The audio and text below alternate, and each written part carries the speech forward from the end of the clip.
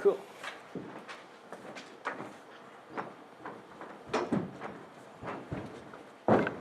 That's better.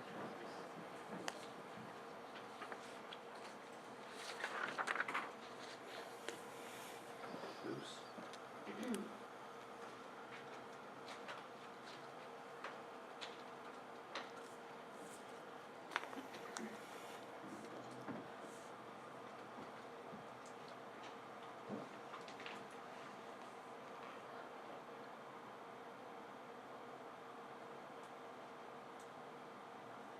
You guys can see my Facebook.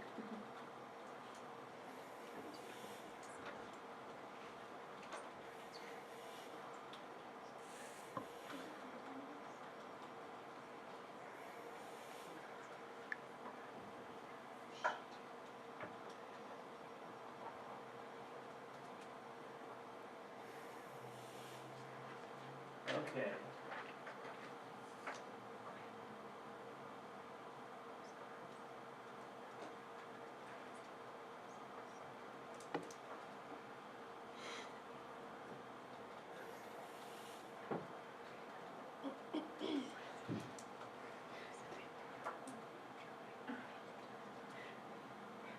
I hate this thing.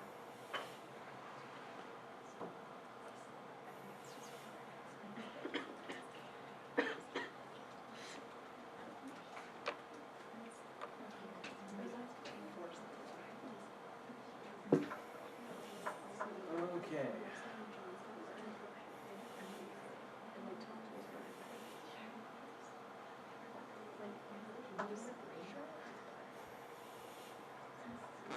Okay, so first off, I would like to say that this is the flyer that you guys will be seeing in advocating for me to go to my YouTube channel, which is part of my advocacy project. And with that, I will begin with what I plan to do. So I got really into the Iraq War. So because of the current conflict right now with ISIS and things like that, it tapped a little bit into Afghanistan, but I was able to manage to kind of narrow it down mostly on the focus of Iraq. So I'll be looking into the in-depth journalism and try to advocating for that. So I first think it's really important to provide a background to the Iraq War and why there's such a mess in the Middle East. So we're going to start with Saddam Hussein, who we all are familiar with, like in elementary school, we learned how he was a bad man and such things. So some of the basic facts is that he was a Sunni Muslim. He was an Arab nationalist. He was really well educated. And he attended Al-Kar Secondary School in Baghdad with the intention to unite the Arab states in the Middle East. Now, and so in 1959, this was sort of the beginning of his political activism. He attempted the assassination of Abd al-Karim Qasim because this president wanted the alliance with Iraq's communist parties. So his assassination failed, and then he fled to Egypt, and he was able to attend law school there. So, and after attending law school and spending time in Egypt, he returned to Iraq in 1963, and was arrested, but still remained active in politics and escaped prison. So in 1968, he led the bloodless Ba'athist coup, which is his political party, advocated for the election of President Ahmed Hassan al-Bakr.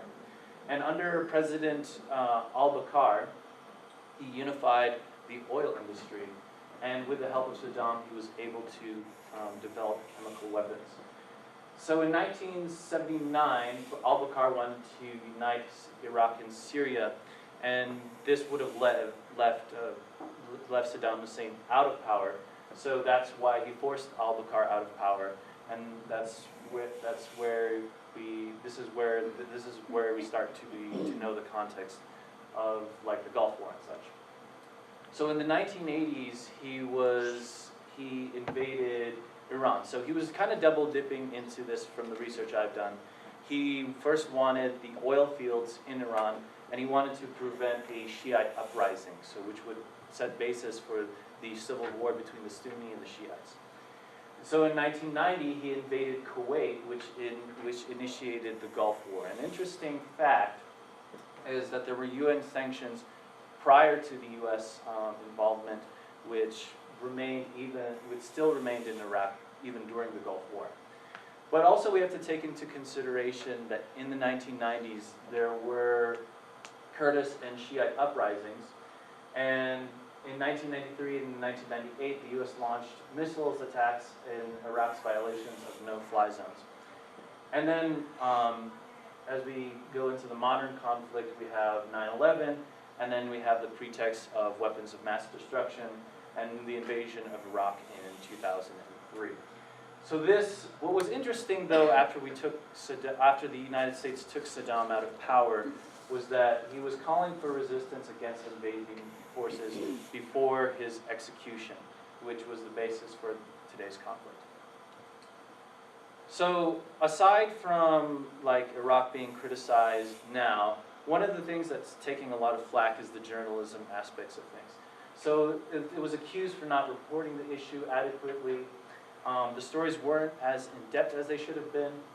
On the journalist sides, there was pressure to produce a story within a given time period, usually within 24 hours. And there was issues with the control by the military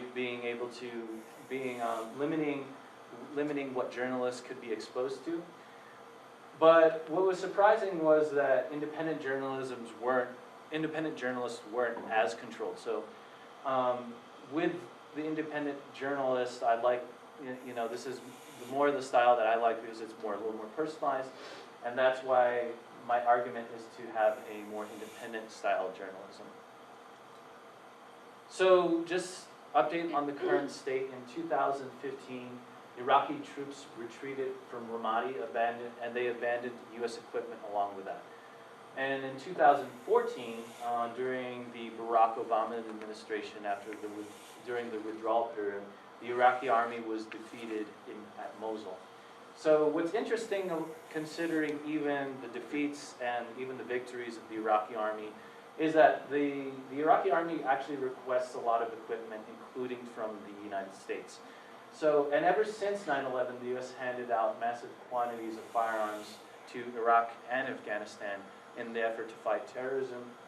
And there's actually so many weapons that they handed out to Iraq and Afghanistan that they actually had trouble trying to track those weapons. So this is a really complex issue, but I want to focus specifically on the training of Iraq and Afghan security forces. So I had a bunch of interviews, which I think was a really important component to independent journalism.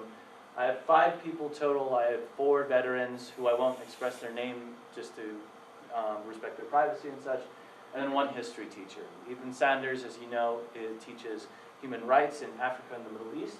So we talked a little bit about ISIS, and ISIS is, as we know, is the new threat, even though it's losing ground right now.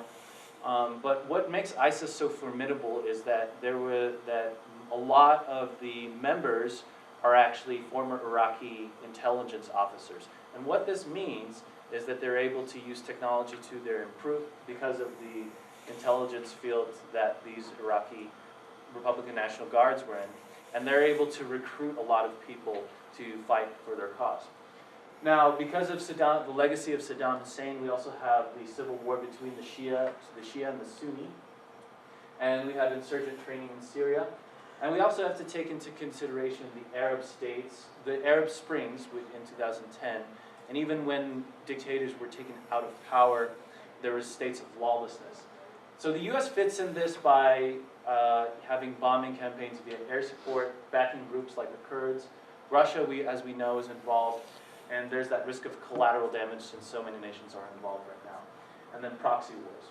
So the first Iraq war vet that I had conversations with, she was responsible for training Iraqi security forces, but she did not trust them because of the Middle Eastern culture surrounding women, and And so the idea of a woman teaching was not really highly accepted to them.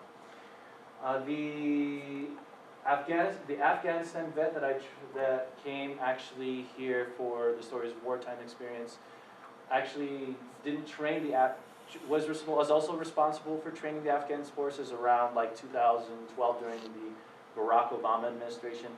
He did not trust the Afghan forces because of the lack of discipline, sourcing a lot from the lack of education that they suffered. The Iraq War vet that I became close to, who's here in the vet services, he was in during the Bush administration, and he observed how Iraqi military and police didn't work together. And actually, they actually shot at each other and this is what we know as green on blue violence. And they didn't work together, and he also observed a lot of U.S. equipment that was left behind in Iraq, but the Iraqi army had little ability to maintain that equipment. So the final Afghanistan vet that I had explained a little bit into the hearts and minds and trying to make connections, making alliances. And there are good intentions with the U.S. occupation, such as teaching like sanitation and sex ed and things like that. But there's also issues of division in Afghanistan, very similar to Iraq. You have cultural, religious, ideological differences, and you also have like warlords and Taliban. So the question, although Hearts and Minds is a really good intention, can be really good intention, the question is who do you make alliances with? And additionally, like very similar to Iraq, Afghanistan is in its early development of nation building, so it's really subject to corruption. So the U.S. is, as we know, the U.S. is responsible for training a lot of Iraq and Afghan security forces. They train them in tactics, equipment, so on and so forth. But I want us to neglect the trust issues, and I've designed a class activity for everybody. And we're going to focus on the difficulty of training them within a given time period. So I've designed a memory test. You have 45 seconds to figure out a set of 3 words which will progressively get harder. So you can only use each letter once. So is this clear? Okay, so here you have 3 words, and each word has only 3 letters. You have to figure out 3 words that only have 3 letters each. And these are the set of letters here, and you can only use each letter once. Okay? And so you will have 45, I'll give you a moment to take, what's up? Are we supposed to share them? Yeah, you can share them, actually. Will you write it down? Yeah, so I'd like you guys to get some paper and get some, and when you guys are ready, just mention to me. Thank you.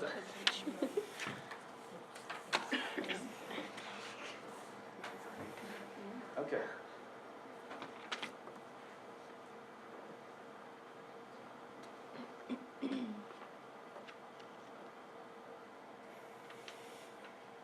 Okay, are you guys ready? All right, go.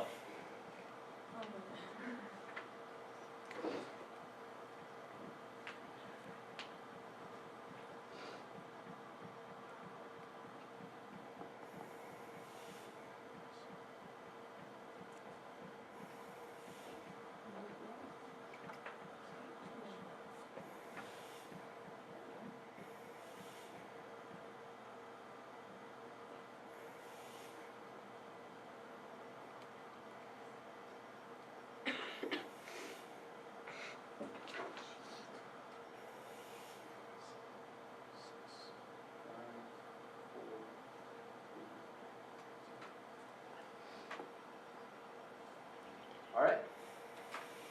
Did you guys get these words? Yes. Awesome. Awesome. You guys win Jeopardy. All right. Next, this is going to get harder. All right. You need 3 words, each contain only 4 letters each. Here's your set of letters. You have 45 seconds. Go.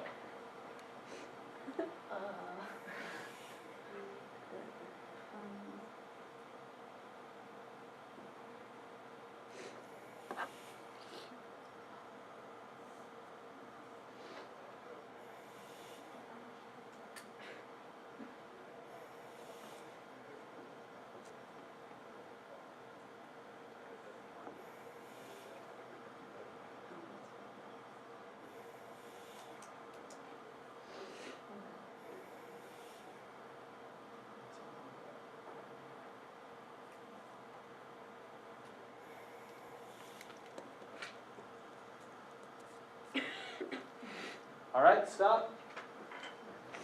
Did you guys get these words? No. There you go.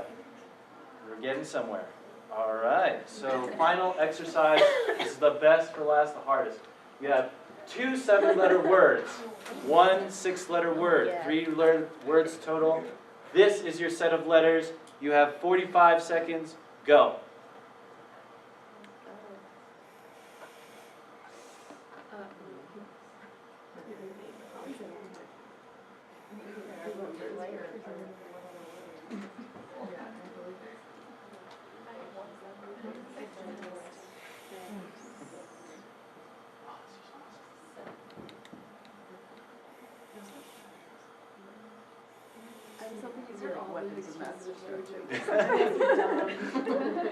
Weapons of mass destruction, oil. 10 seconds left.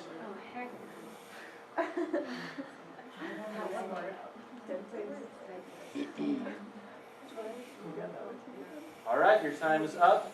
Did you guys get these words? No. Okay. Well, that's the way it's designed. So you probably think, what the hell is the point of this? So the Iraq, let's connect this to the big picture. Hey, Cody, you're out of time, so try to wrap it up, okay? Okay, I'm going to be quick. So but the idea is we intended results don't always occur. So you could train them in a certain way, but they do it in totally different ways. So this is why this is not the rules specifically to journalists. And so we have to be able to question our foreign policy, write about these conflicts in the world, publish them on the World Wide Web, and also interview with also to a degree of censorship. And more importantly, we got to personalize these stories, make it our own. And when we make it our own, it's a lot better. It's more personalized, and we make it.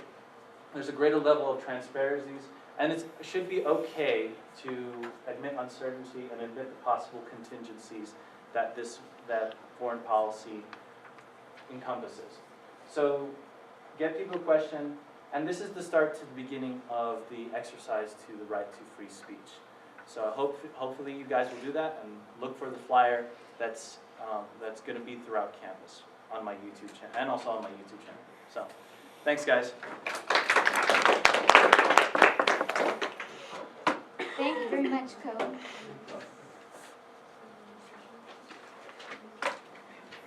All right, thank you to all of the presenters that went today. So we have about 5 minutes left. What questions do you have? So just a reminder, we have Alexis, Shauna, Meredith, Hope, and Co. So any questions that were lingering? I've got one about the gun violence. Because it's something I don't really know much about, and I'm really curious about it. And I was wondering why isn't it like more with everything happening? Why is it like